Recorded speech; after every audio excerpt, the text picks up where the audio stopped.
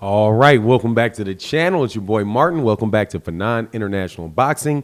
And we're going to talk about Shawn Porter being too talented for Terence Crawford, specifically with his footwork, his angles, and his exchanges. That is the word from Shawn Porter himself, and also some pretty good experts that I've talked to about boxing. I'm so happy to be back talking about boxing in this subject. Let's do that in this video.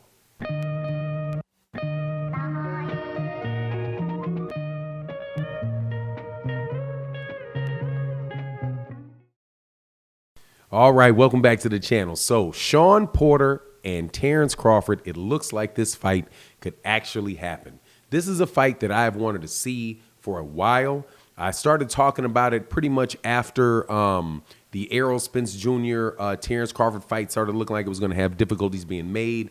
And Shawn Porter had lost to Errol Spence, but it didn't look like Errol Spence was going to be fighting him next. So I was like, hey, the best thing to do is go ahead and fight Terence Crawford. Terence Crawford is in need of somebody, Terence Crawford is in need of somebody on his resume that is a terrific, terrific fighter. Somebody that at the welterweight division will show that he is really that dude. And also, Shawn Porter is the type of guy that's always going to give you a good fight. So I was very, very much pushing for the fight, and I'm happy to see that over time, both parties have come closer to coming together to agree on this fight. Now, I know that it's not the fight, that Terence Crawford wants, the most. I'm sure that Terence Crawford probably still wants that Manny Pacquiao fight the most. It's the one that would bring him considerable amount of money. Well, I mean, Shawn Porter's going to pay him a lot of money too. From what I understand, Terence Crawford, the welterweight division with all these guys coming in, with Jaron Ennis coming in, Errol Spence coming in, Shawn Porter still really being a vibrant name, Keith Thurman, that there's just a lot of money for everybody at 147 pounds. I have a hard time believing with that level of competition that everybody can't get a lot of money. Not as high as some, as maybe the mega fights that you have. But those two guys with the background that they have and the fan base that they have are definitely in a situation where they can both make, I would think that they could both make upwards of $10 million for that fight with just a moderate pay-per-view and, backers that are willing to put that fight out. Obviously, what we need in boxing are real sponsorships that can cut this, get that a lot easier. Like Nike is just going to sponsor the fight, or somebody like Under Armour is just going to sponsor the fight all out, right? Put the money up and put it on commercials. That would be the greatest thing that could happen. But just watching the spending patterns of the people that have been supporting, I think that fight is going to really do very, very well. And the important thing for me is to see Shawn Porter, as far as the outcome of the fight. Look, Shawn Porter in my opinion, is one of the most underrated fighters in boxing. He's one of the most underrated fighters that I've known of in the time since I've been watching boxing. Shawn Porter is somebody that he's never had a bad loss, ever. You can look at many other fighters and say, oh, yeah, he lost. That was just, he had an off night. And, that's what happened. You can look at some of Adrian Bronner's fights, like with Marcus Maidana, and say, he was really, he got beat in the beginning of the half. In the beginning of the fight, he came on strong in the second half of the fight. But, you could consider that a bad loss for him. A circumstance of really bad, who would be a really bad loss? Bad loss is like Prince Nassim Ahmed losing to Marco Antonio Barrera, right? It was just a bad loss. Shawn Porter has losses to Kell Brook. He has a loss to Keith Thurman. He has lost to Errol Spence Jr. I think those are his losses. None of those are bad losses. None of them. There's some people that think that he won every one of those fights. I've not heard people say that he beat Keith Thurman, but, Keith Thurman is a very difficult fighter to beat, but that, again, is not a bad loss. And those are all against guys that are, legitimate 147-pound fighters, and over time, you begin to get more and more experience, right? So the Shawn Porter that lost to Kell Brook, right? The Shawn Porter that fought Errol Spence Jr. would beat Kell Brook. The same Kell Brook that if you could take him back to that day and give Shawn Porter what he knew now and have him fight that fight, I'm 100% he beats Kell Brook, and he beats Kell Brook going away because he's gotten better over time. And that is something, even with the fights that he's lost, like the Keith Thurman fight that he lost, I think he beat Danny Garcia, he beat Yordanis Ugas. That is just a lot of institutional knowledge that man has to bring into a fight. So when he says that he thinks he has better footwork. He has the angles and everything necessary to beat Terence Crawford, because that's one of the things they're like, hey, Terence Crawford is so athletic. That's something that Derek James said about him.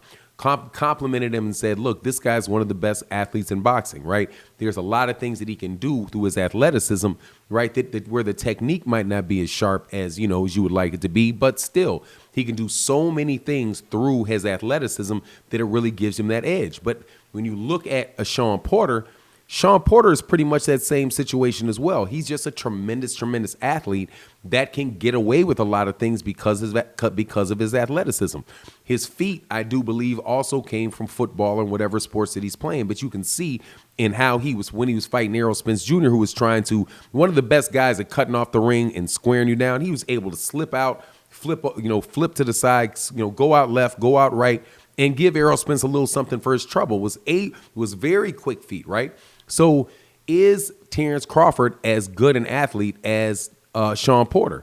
Right? There are different types of athletes, man. Shawn Porter is somebody that's a mauler. I mean, he can maul, he can box from the outside.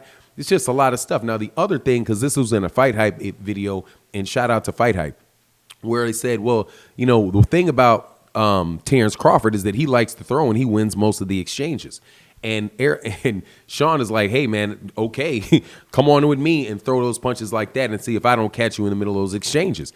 And you can watch the exchanges that he had with Errol Spence. Now, I believe that Errol Spence Jr. won those exchanges, but Errol Spence Jr. is in the pocket throwing. I mean, and that's Errol Spence Jr. in the pocket, right?